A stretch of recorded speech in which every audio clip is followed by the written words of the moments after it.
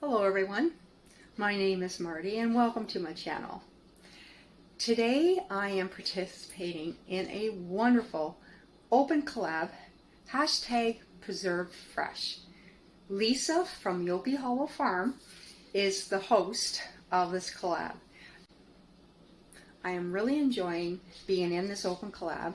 It doesn't have an end date at all for it, which is wonderful. So whenever I catch a deal on produce, whether it's vegetables or fruit, I grab them, videotape what I'm doing with them.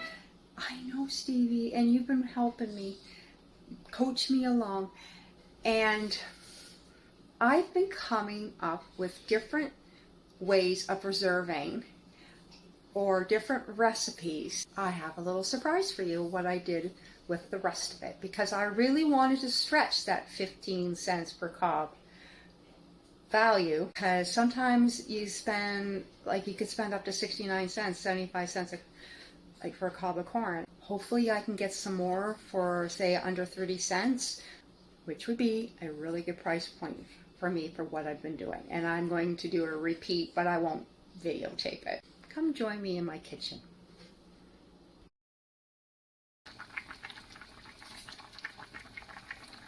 I put my corn cobs in the pot after all the kernels were removed.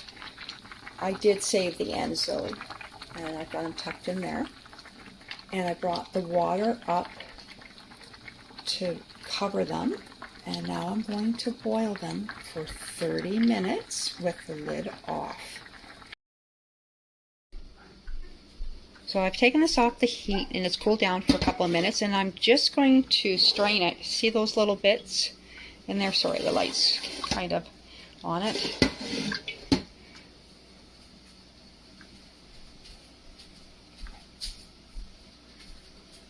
Strain it. So my handsome assistant, Chris, is going to help me strain this through the fine mesh sieve. That's okay, you don't have to worry about that last bit, babe. And that's fairly easy. I would suggest not holding a phone while doing it though. I'm just bringing the temperature up, and I'm going to add in 2 tablespoons and give that a little stir.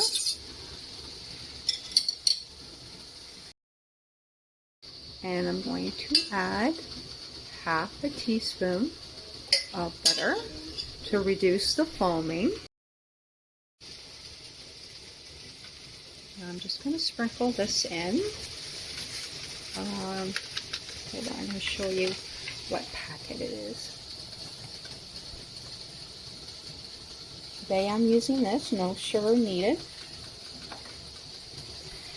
But when you open it up, it does state in the different recipes you can use a sweetener, or you can add in sugar if you wish.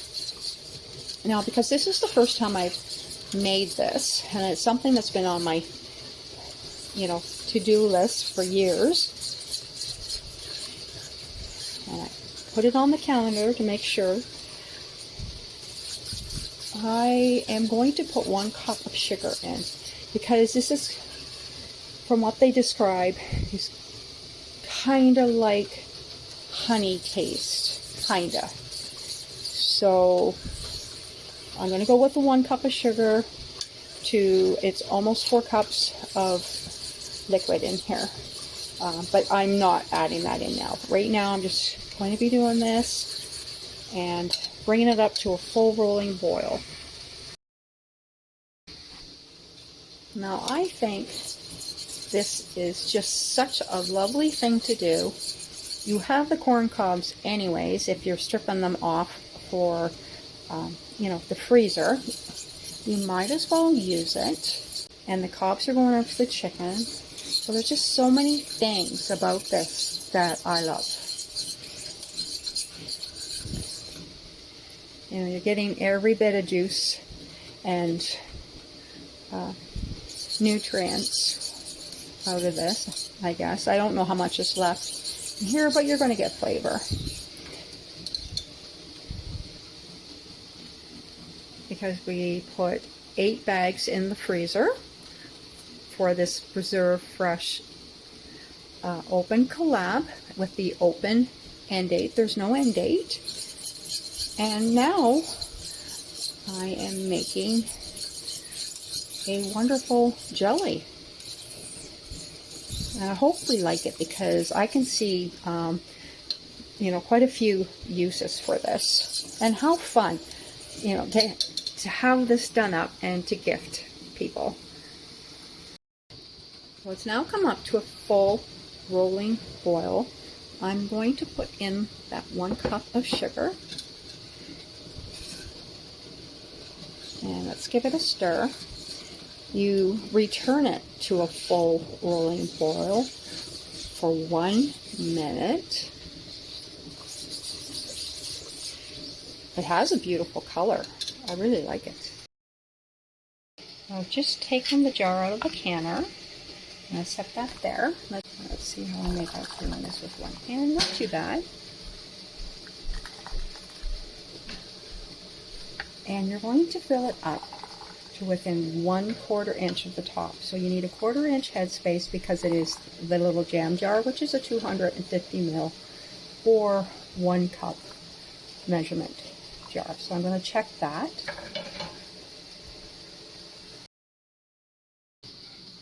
So I have checked the headspace and it's good. There's a few bubbles. I'm just going to use a debubbler, and that is helping. Smooth those out. So now you're going to wipe that off with the vinegar.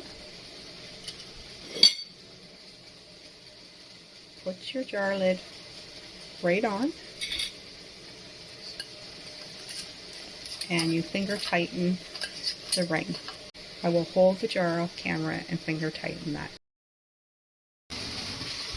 So I've just placed the jars in here, and it made 3 jars plus not quite full 250 ml. So I'm going to put that in a container for the fridge and for taste testing. So I'm going to put the lid on, bring it up to temperature, and process it, timing it from as soon as the water is boiling for 10 minutes.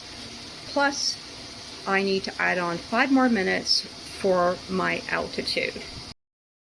My 15 minutes are up.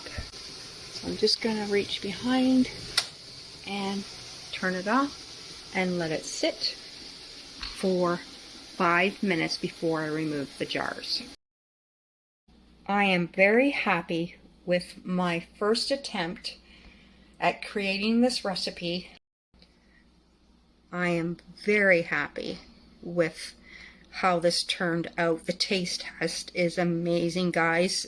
You're not going to believe it until you taste it. 3 jars for the pantry and 1 jar for the fridge. So I'm going to let this set overnight, and I'm going to have the kids try it in the morning. And I'm not going to tell them what it is. And let's see what they think about it. I have a very brave young man here that's going to try this jelly. I have not told him what it's made of. And let's just pause for a second and look at how beautiful that's set up. It's really jiggly.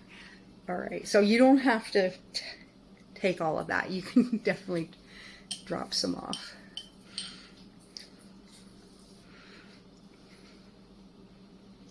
That's good. What's it taste like? What do you? Peaches. Kind of, It's like peach. Yeah. Now, does it taste kind of like a honey peach? Mm-hmm. Honey peach lemony? Kind of honeyish, sweetish. Okay. I think you nailed it. Yeah. Should I make it again? 100%. Okay, I definitely will. And I'm going to show you how to make it because it was fun. It was super easy. It was like the easiest I've ever made the jelly. All right. And a really big thank you to Lisa at Yogi Hollow Farms for this wonderful collab, hashtag Preserve Fresh.